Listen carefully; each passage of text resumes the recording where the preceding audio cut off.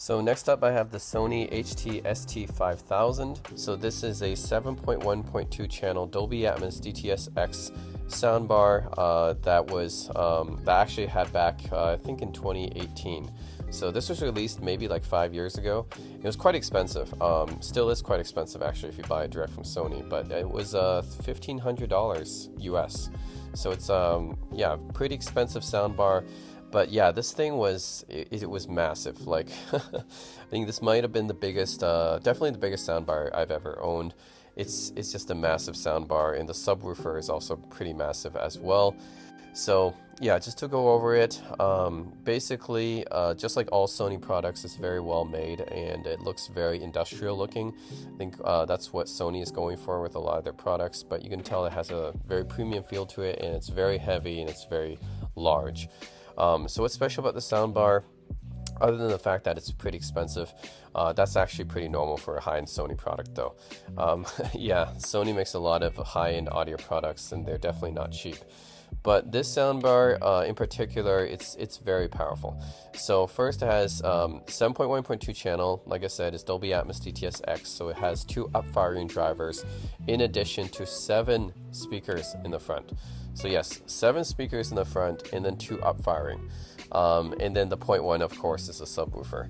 So yeah, you got a total of 10 speakers, right? 7 speakers, front firing in the soundbar, and then 2 up firing, and then 1 for the sub. So a total 10 speakers as part of this package, which is that's a lot of speakers. So this soundbar actually, while it's not exactly going to give you like the type of soundstage you'll get from a discrete setup, it can come pretty close just because of how many speakers it packs in. So it's quite a bit of speakers. Also, the power output is 800 watts. Yes, 800 watts. So it tells you just how powerful this soundbar is. It might be one of the most powerful soundbars I've ever seen. Like, I really don't know. Like, there's a Creative X5 Sonic Carrier, I think, which is also really, really powerful. Some of the Nakamichi soundbars, I think, can be pretty powerful as well. But yeah, 800 watts of power, that's quite a bit. And because of that, I don't think I've ever needed to run this soundbar at full volume. It's loud enough for pretty much any space, whether it be like you're living in a big room or a small apartment, it doesn't matter. Like, you'll never really be able to use the full limit of the soundbar because it's just ridiculously powerful. So it has 7.1.2 S-Force Pro front surround technology, which is a virtual surround sound technology that combines DSP with wavefront technology to emulate a natural 3-dimensional sound field. So apparently, I guess this is supposed to make it sound like a discrete setup, even though, you know, it's not, but it's trying to use like some kind of DSP trickery to fool you into thinking it's a virtual surround tech. So that's the thing. It's not like, it doesn't have any rear speakers and it doesn't have any side speakers. So it's not true surround, but it's trying to fool you into thinking that with DSP technology. And of course, the Dolby Atmos stuff is just like with all the other Dolby Atmos at home. So true Dolby Atmos is actually mounting speakers on your ceiling.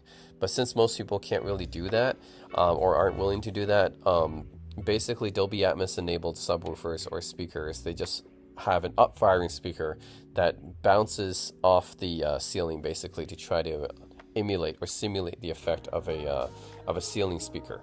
So that's what the 2 side up-firing speakers are trying to do in this 7.1.2. So yeah, that's the case for a lot of these Dolby Atmos at home products, is they really try to simulate the speaker coming down from the ceiling by bouncing it off the ceiling. So yeah, so it supports both Dolby Atmos and DTS-X, and it has 3 HDCP 2.2 compatible HDMI inputs, 1 HDMI ARC output. It also has an optical input and an aux input and a USB connection.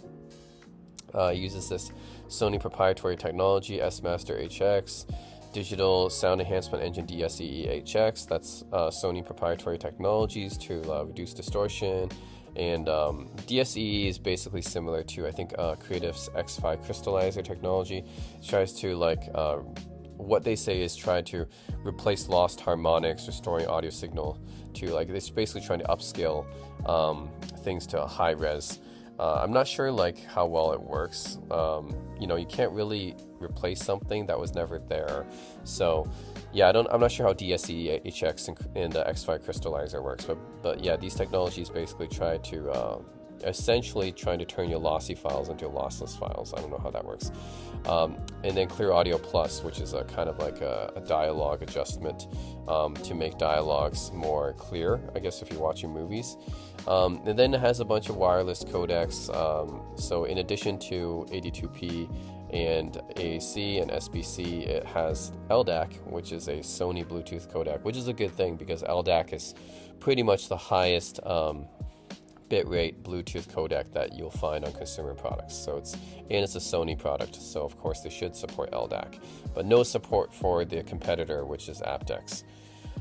It also has support for all your standard DTS and Dolby Atmos formats, so Dolby formats. So you have True HD support, Digital Plus, Dolby Digital, DTS HD, Master Audio, DTS:X has support for all of that.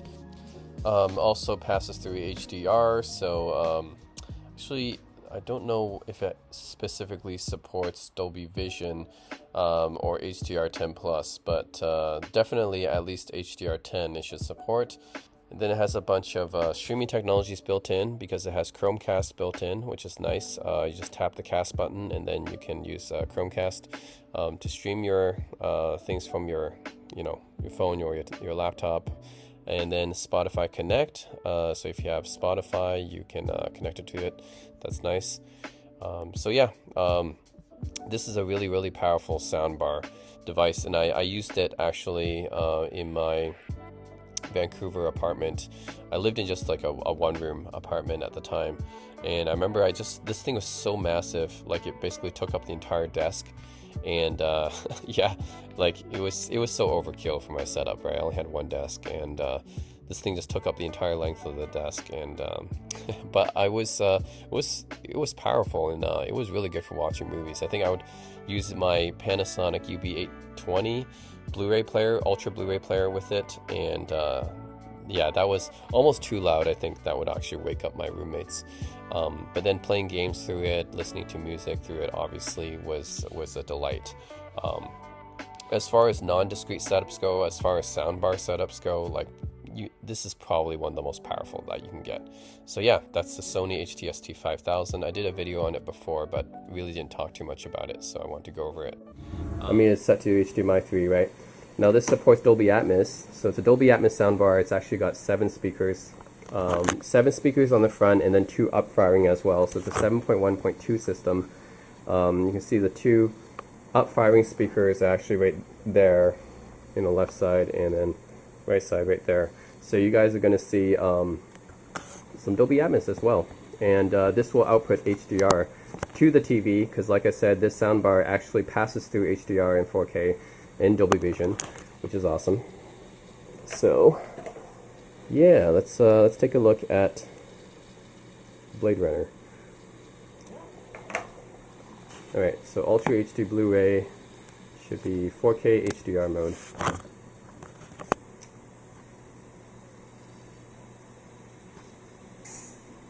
Okay.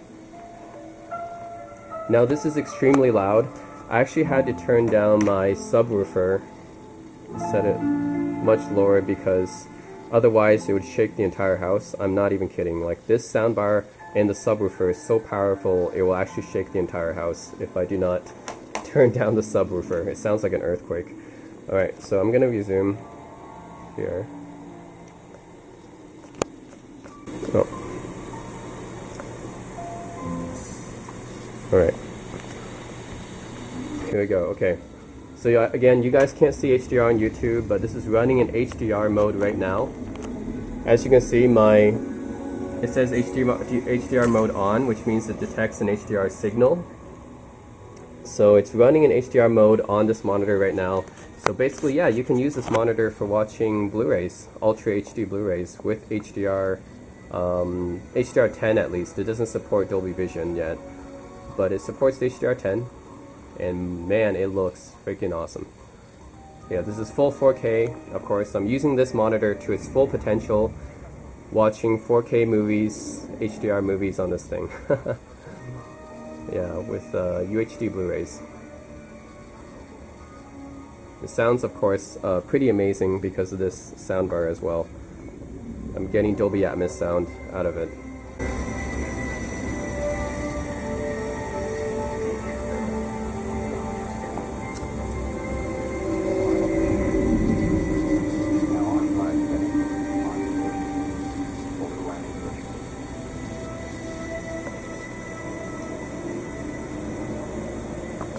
Yeah.